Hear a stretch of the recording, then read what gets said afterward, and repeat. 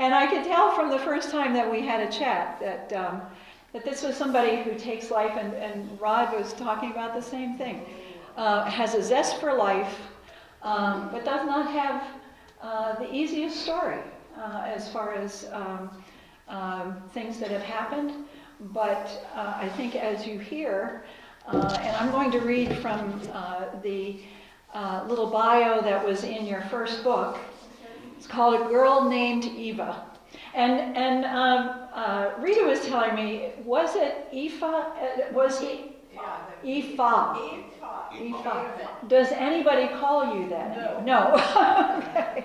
So here's what, this is from A Girl Named Eva, which was Eva's first book.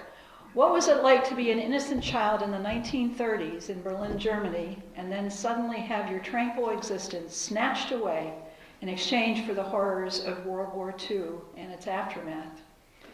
Experience it through the eyes of a girl named Eva. Laugh with her, fret with her, mourn with her. Meet her close-knit, fun-loving family and her friends. Discover how she and the people around her cope in the face of adversity and survive. Eva's story is like a kaleidoscope. I just love the language. So here we have this picture of the kaleidoscope. Now I have to find my place.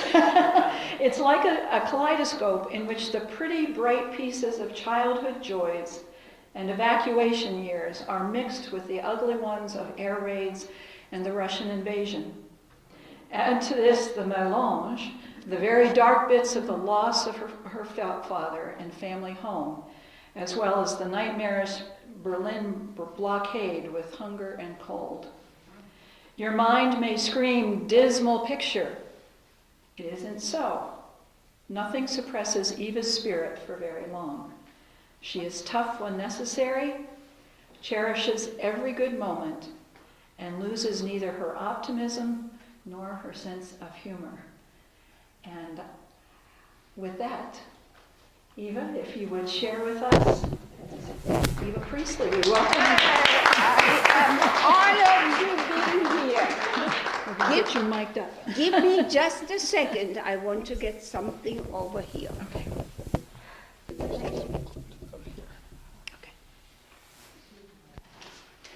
We asked Eva if we could, if Bill could take this so that we, because there are a number of people who were not able to make it today, and really would have liked to. So I have never been mic'd up like this before. All right. I hope you can hear me. And actually, I think I usually speak loud enough that you would be able to hear me without a mic. Okay. First of all, I want to thank you all for being willing to listen to me. I especially thank Pastor Dave for having the brilliant idea to invite me over, and for Sue, who was persistent. No, she didn't have to be persistent, but she arranged it for me to be here. And then I also do not want to forget my good friend Rod, who is one of my best students in Mount Laurel, and he lives around the corner for me. And when I said, I have to cancel today's creative writing class, but instead, would you come with me? Because I need somebody to carry all my books. And he said, yes, gladly. So thank you, Rod. Thank you all for having me, and thank you for this wonderful meal here. It was delicious. So, you already know that I have come over from Germany. I lived in Berlin, Germany, okay? And while I was over there in Germany, I loved to tell stories to my younger sister, and then later to my tiny cousin, yes. They always wanted to hear more.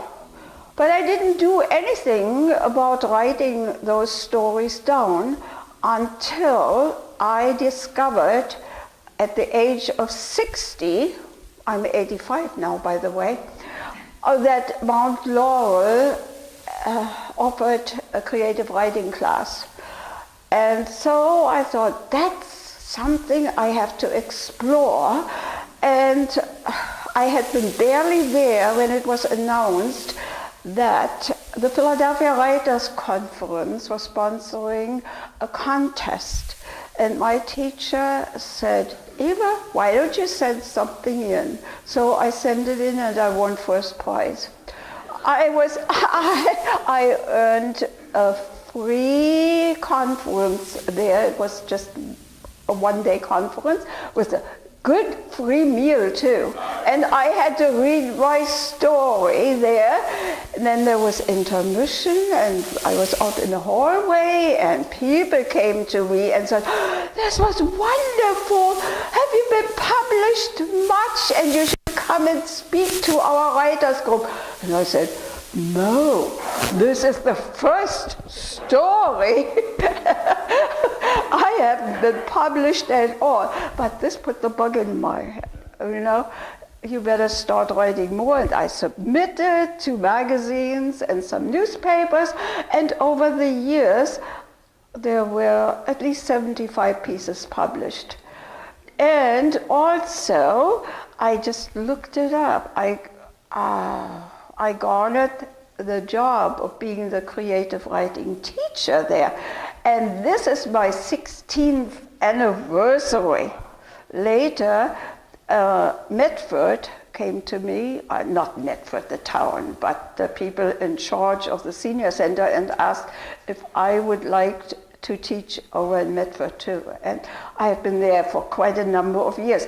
And now I can use more students. So if anybody wants to come over, because yes, this is my commercial before I get started. My people over there in Medford, they have gotten so old and sick that they do not dare to come out in the cold, or they just simply cannot drive anymore, or they have entered nursing homes and so on.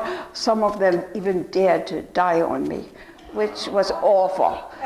They shouldn't have done that. So anybody who is interested in writing down a story, maybe a memoir, maybe just something, you can even rant. When you are mad, then you write it down and you feel better, okay? You can talk to me later about it. But now, as a good teacher, I always had to produce something for my class too, to read. And when I ran out of whatever, I thought of a memoir, a little story from my life, and I had one story after another until there were so many that I was able to put them together in a book. Okay, so we started having book number 1 come out, A Girl Named Eva. And if we are not running out of time at the end, I would like to read you the first little chapter of it, okay? But I don't know how much time you allow me.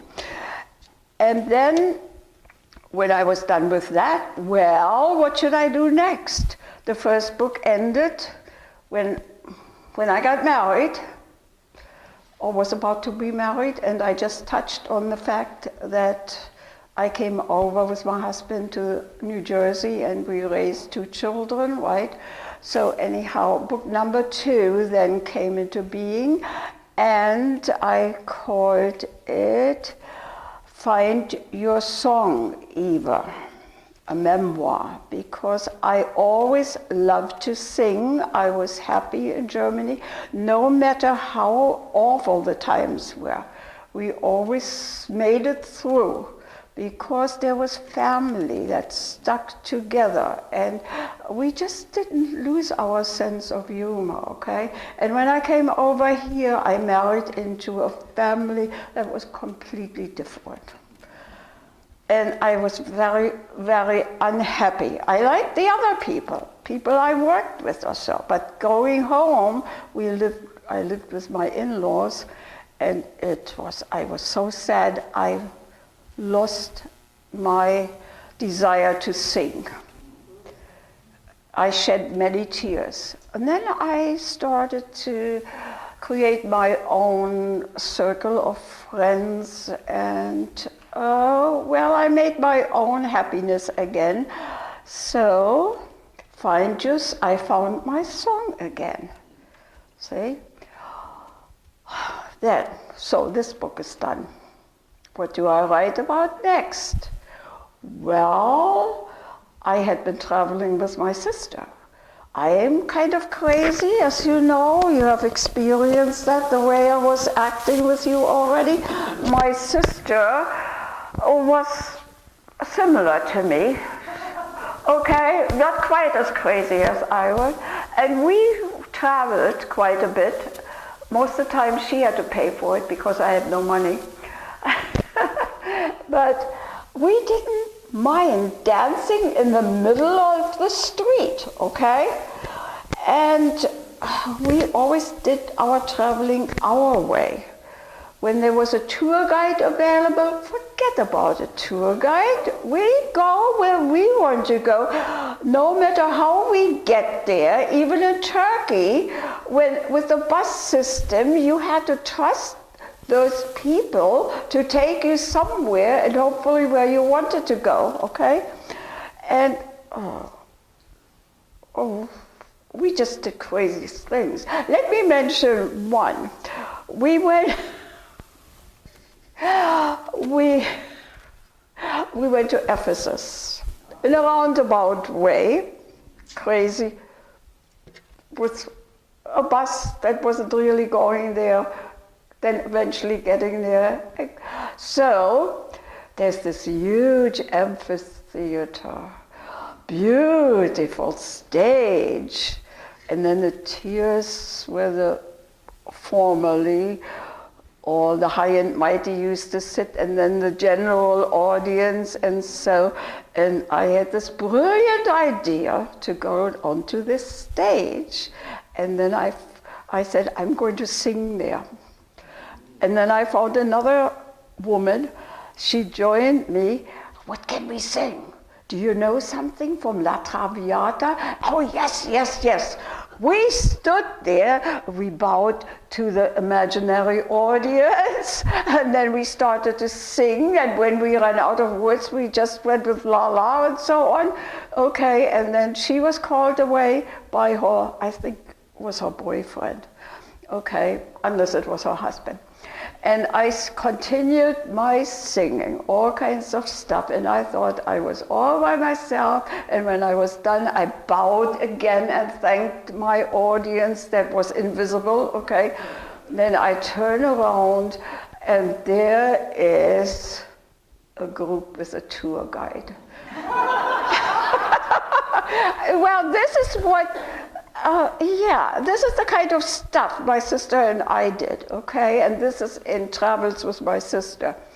Okay, we went, all kinds of nice places are mentioned in there. Sometimes we even behaved ourselves. So, now I had these 3 books out, and I came to visit my dentist, and he said, how come I'm not in any of your books? I said, well, first of all, you did not live yet when I was over in Germany. You are much too young. Then I didn't know you what happened in my second book. You couldn't be in there.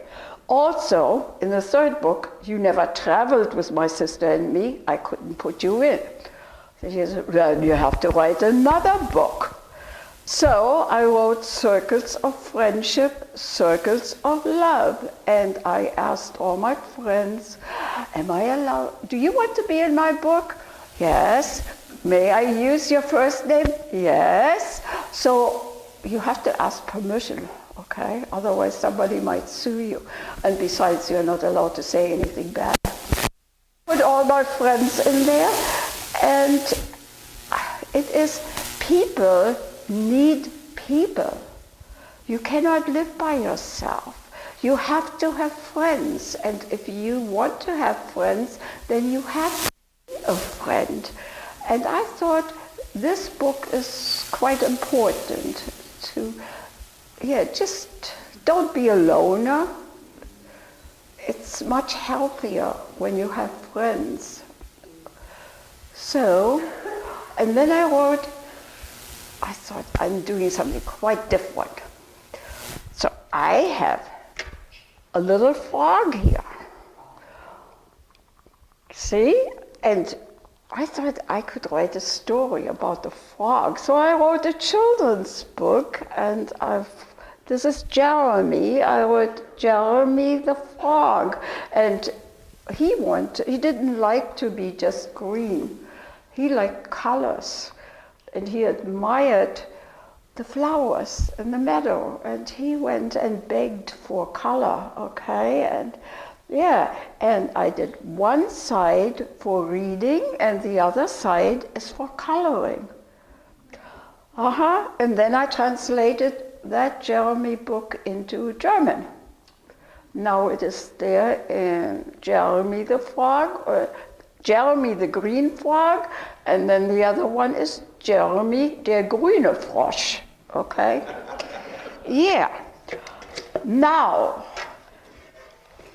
I went up into the attic one day, and I was rummaging through boxes because something drew me up there into the attic.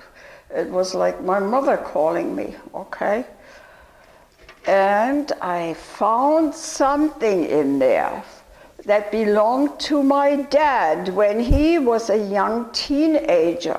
It's written in German, it has picture postcards, photographs, sketches, and he belonged to a German youth group called the Wandervögel, which translated as tramping birds. And so I read this book, of course written in German, in the old German handwriting style. And he has all the names of his friends who traveled with him and what they did, where they went. And so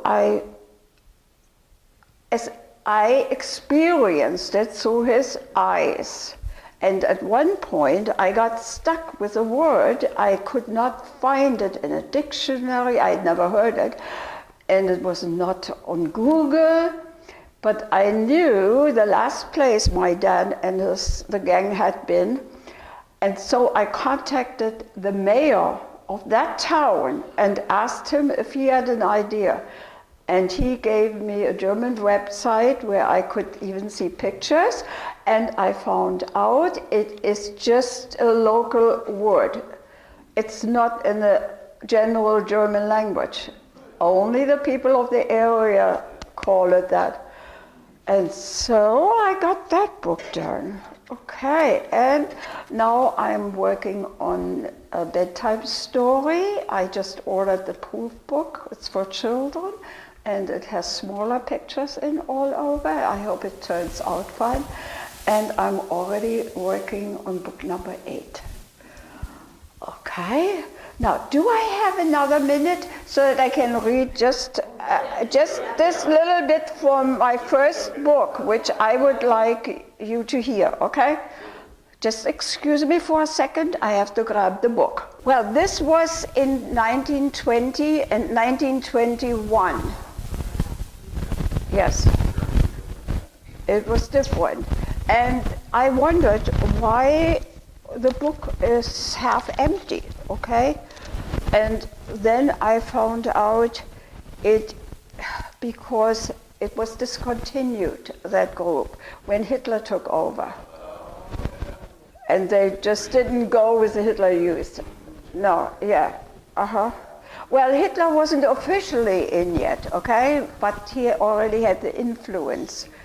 And so this is why it stopped. So I assume that was the reason. So now let me get to the page here. This is chapter 1 from A Girl Named Eva. A stroke of fate. 1945 has begun. News from the east and the west are discouraging. German troops are pulling back. Everything so easily conquered at the beginning of the war will soon be completely gone. In one of his last letters, Papa advises my mother to guard Gisela and me well. Gisela is my sister, okay? He writes something like, when the Russian soldiers come, be as cunning as a fox, as vicious as a snake, and as protective as a mother bear of her cubs. Mama seems jittery after that. She must be very much afraid of what is in store for us. Toward the end of January, chaos begins. For weeks, streams of refugees ferried from further east of Pomerania pass through Neuendorf, our small village on the Baltic island of Wollin. We shudder at the sight of all those homeless people.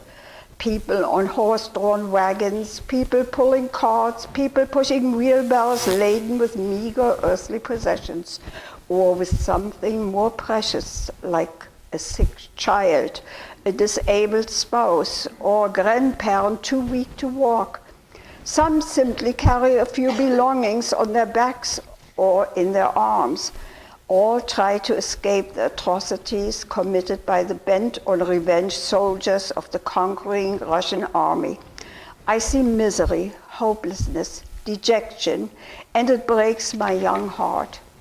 When the main road ceases to be clogged with human wretchedness on wheels and on foot, and the dead left along the way are buried, the retreating German foot soldiers come through. They are a tired, miserable-looking lot, just like the refugees. My mother goes to the road and asks as many of the men as she possibly can, have you seen my brother, Willy Krause? No. Is Willy Krause among you? They shake their heads. My brother, Willy Krause, is missing. Has anyone heard of him? No, we are so sorry. Then one day, 2 army trucks arrive and park in front of the by now defunct post office. The drivers offer a free ride to anyone who wants to flee the island. Let's go back home to Berlin, says Mama. In a great hurry, she gathers some clothes, food, documents, and whatever else seems of absolute importance, and then she informs Frau Tetzen, our landlady, of her decision to leave. Please don't go, begs the woman. Stay.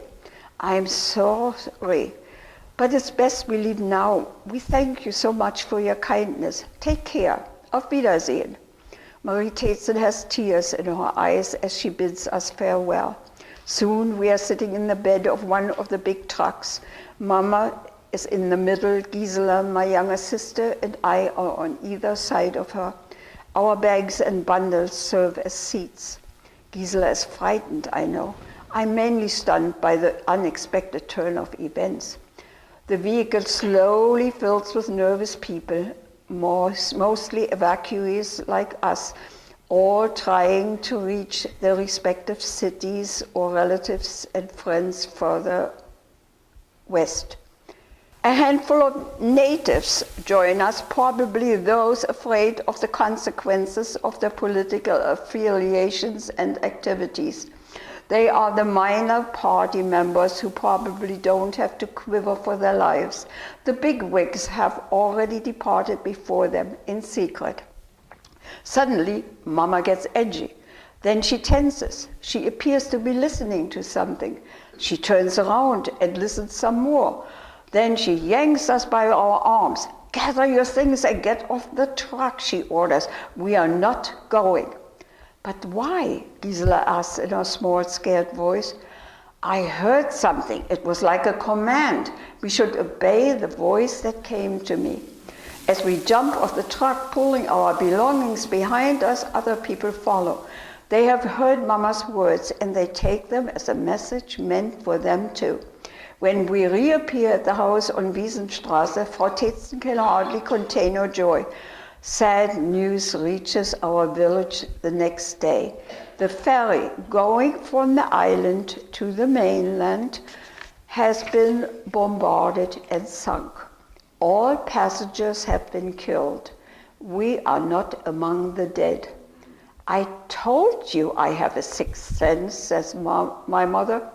I believe it has been a case of divine intervention, and without this miracle in the early part of 1945, I would have never been able to tell my story.